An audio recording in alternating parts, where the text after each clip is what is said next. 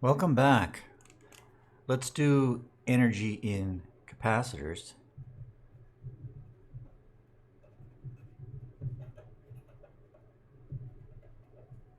Once again, this is kind of a problem with a trick. It's hidden energy in capacitors. So what happens when you take two capacitors that are in series and let them discharge through some device? So we've got a switch here that closes at t equals 0 and starts just discharging into a box. We don't know what's in the box, but there's something in there. And it has a voltage across it. It's doing something. So we'll call this V0. And this is just a box. And we have two capacitors with voltages across them. And this first guy we're going to call V1. And it's a function of time. And this guy's V2. And then the sum of those two basically is V0, the total voltage, which we're going to apply to this box. And we're given a bunch of stuff here. We're given this current, so there's a current right here. When you close the switch, this current will flow, and then whatever energy is in these caps will get discharged into the box. And the current that's going to flow is given by this function, right? 20 e to the minus t, and this is in microamps. This is for I'm running out of room. This is for t greater than 0. So it looks like this. It is 0 initially, and then it jumps up to 20 and then decays back down to 0.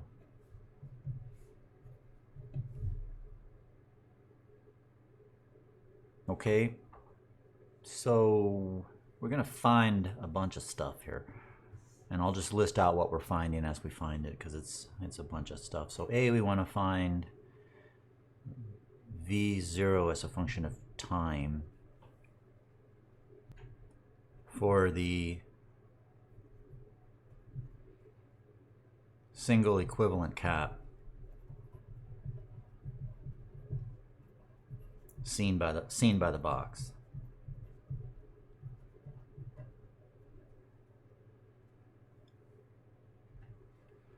So there's two caps in here. We want to combine them into the single equivalent and then analyze this thing. So I left off some stuff. So this is 3 microfarads and this is 6 microfarads.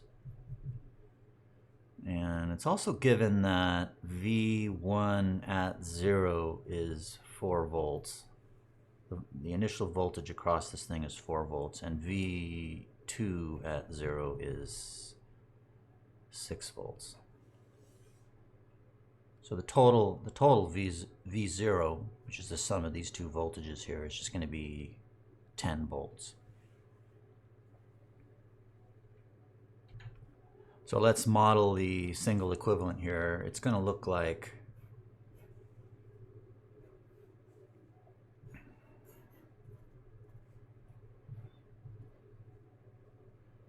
you have V0 with this polarity. That's our reference polarity that we're given.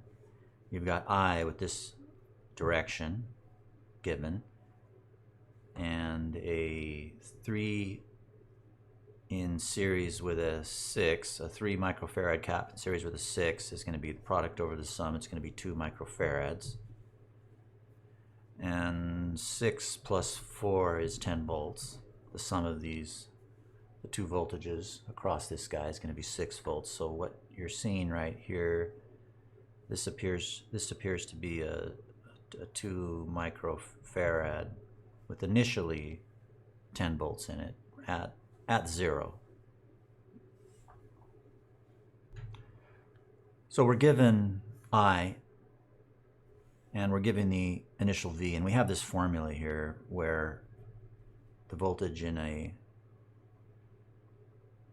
cap is given by, because the voltage across this box is the same as the voltage in this equivalent cap, because that's the only thing, because they're in parallel, so they're going to have the same voltage. So we can use this formula for the cap if you want to think about it that way. It's going to be 1 over C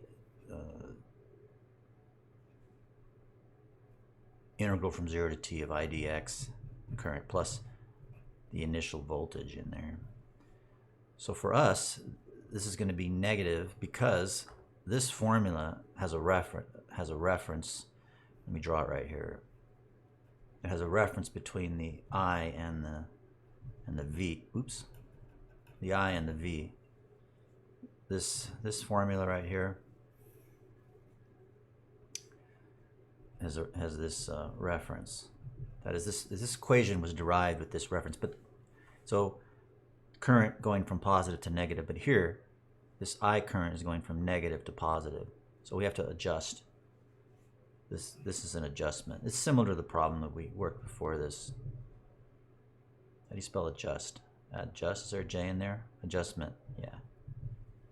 Okay, anyway, so that's a negative sign, and then 1 over the capacitance, which is a 2 times 10 to the minus 6, a 2 microfarad equivalent capacitor. We're integrating from 0 to t because we want a function of time, and we're putting I of t, which is 20 e to the minus, well, x dx, because you have to change the variable because we're doing substitution in here for time, and plus the initial voltage in here is 10 volts.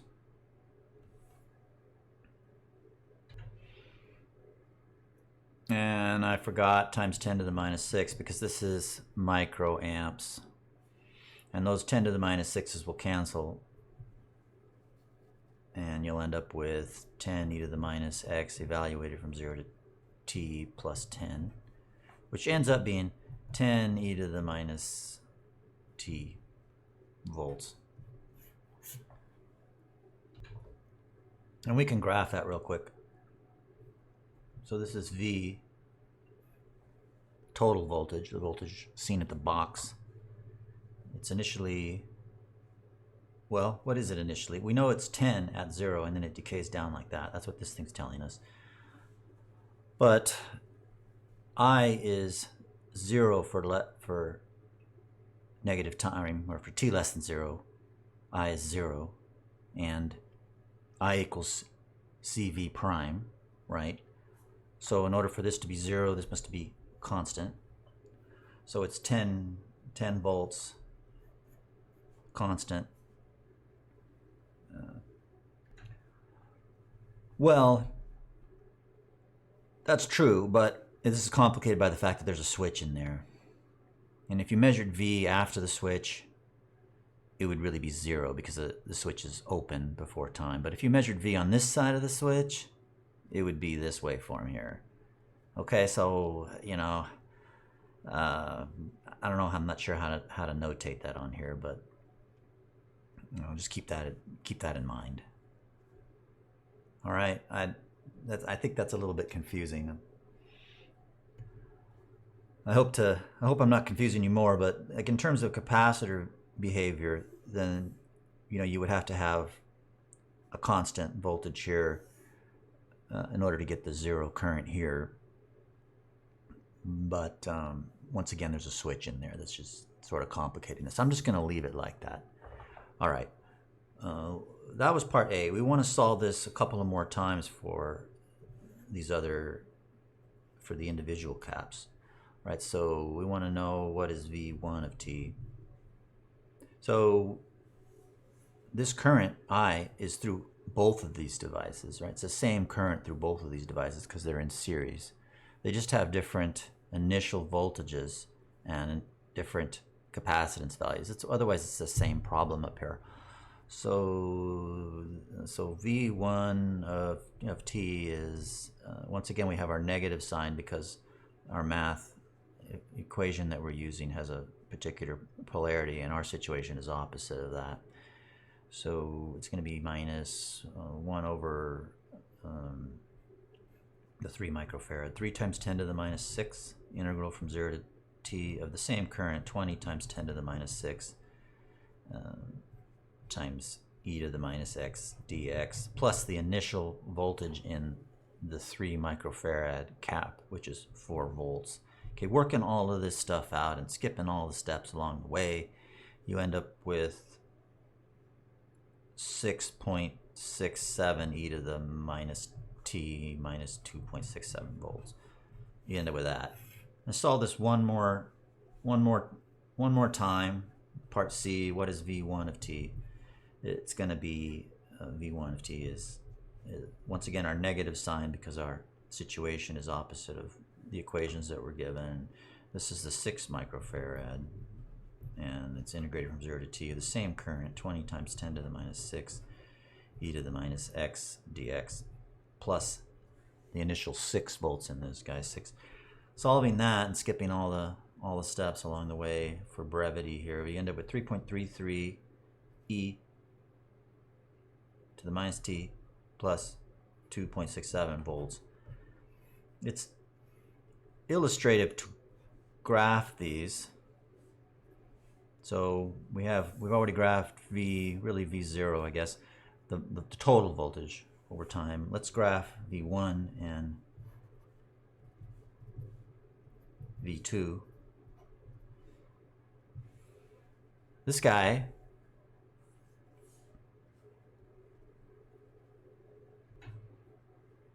works out to 4.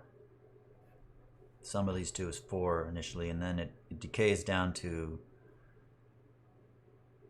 minus 2.67 volts. It goes down like this. This guy, you add these two guys, you get 6. 4 and 6, so far so good. And then it decays down to, this guy goes away, and you end up with positive 2.67. So it decays down like this, which is what you'd expect. So let me see if I can squeeze a little picture in here. So what we're saying is, at positive infinity, you end up with 2 caps that look like this. And this one goes to negative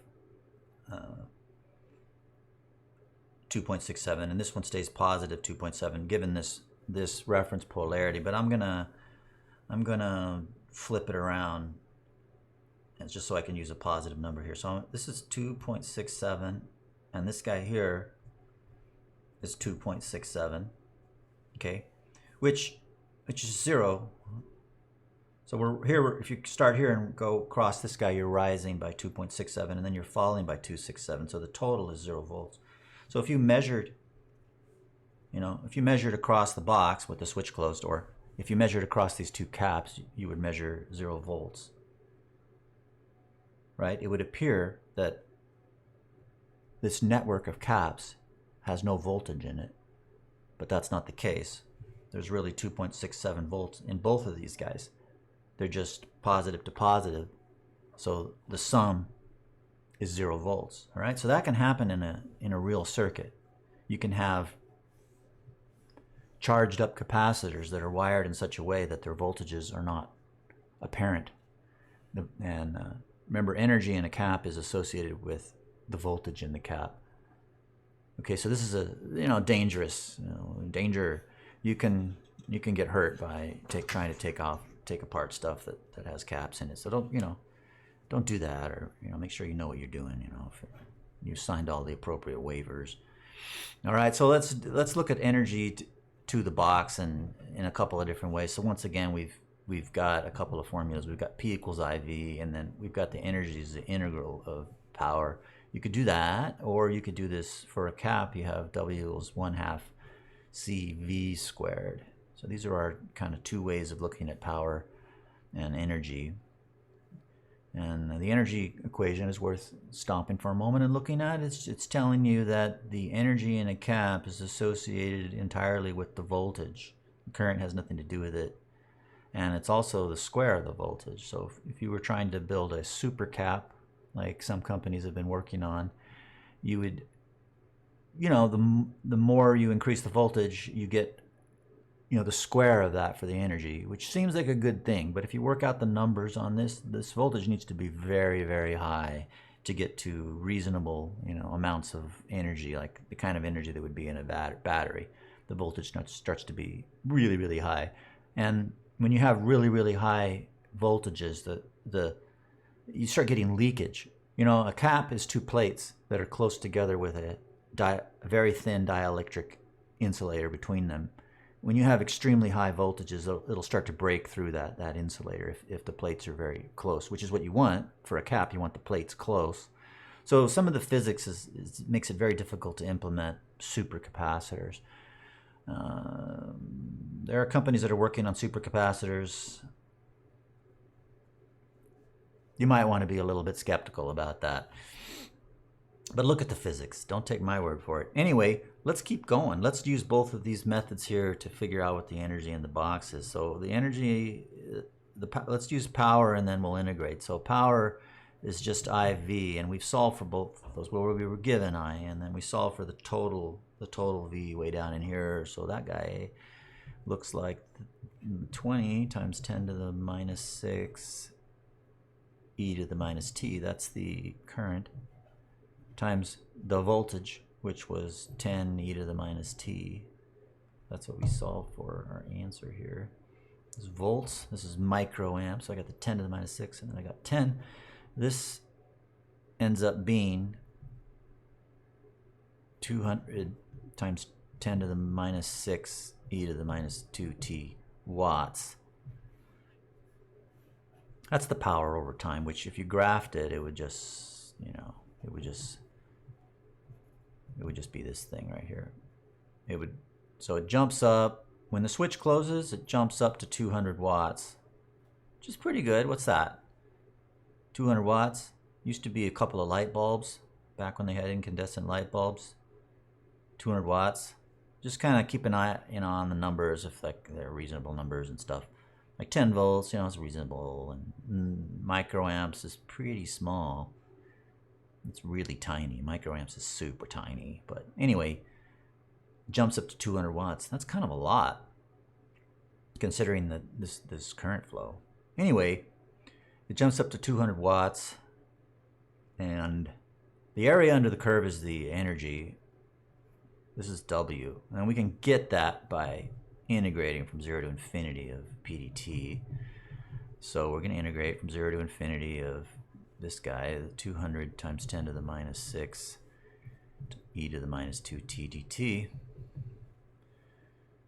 which ends up being, you can take out the 200 times 10 to the minus 6, and the integral of this stuff here is the same stuff over minus 2, evaluated from 0 to infinity.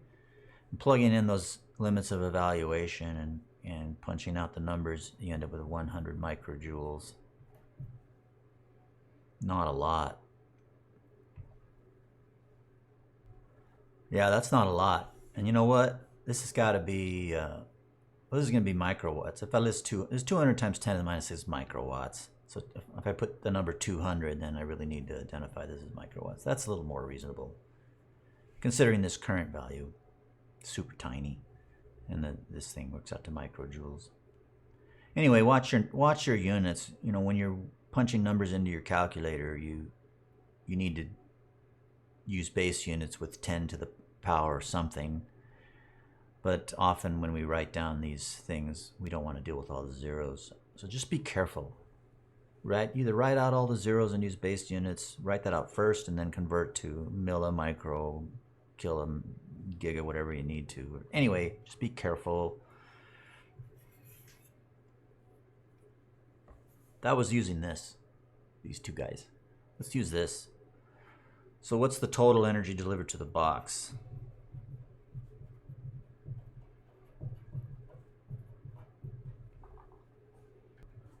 Actually, I did that already. That was supposed to be this thing that you can't read up here. It's energy to box. We did that already. So let's do the total initial energy using this formula here. So the W at 0, the total energy, you know, total, let's say total down here. Total energy. We have this formula, so we have two caps. One half, the first cap is a 3 microfarad cap with 4 volts across them, and then we've got the second cap that has some energy in it, and it's a 6 microfarad cap with 6 volts in him, which works out to 132 microjoules. And then the final energy in the caps, right? These guys decay down to 2.67 and 2.67. So the final energy in the caps, W final, is 1/2 3 times 10 to the minus 6, 2.67 squared, plus the second cap is 6 microfarad with the same 2.67. One of these is negative, but it doesn't matter. Which one is negative? This one? V1 is negative, which is 3, you know, you're squaring, so it doesn't matter. It kind of goes away because energy's always positive, and, you know, unless you're in Star Trek, you know, then they've got negative energy. But we don't have negative energy. So this works out to 32 microjoules. So does it balance? Well, initially we had 132 microjoules, and then, you know, that's when we had 4 volts and 6 volts. We had 130 microjoules, and then when it dropped down to 2.67 volts, we had 32, and the difference between these two is that's 100, right? So there was this much energy stored in the caps. We closed the switch, discharged to the box, discharged 100 microjoules to the box, and then we were left over with a couple of caps that still had 32 microjoules in them hidden. Okay, so be careful when you take stuff apart. All right. See you next time.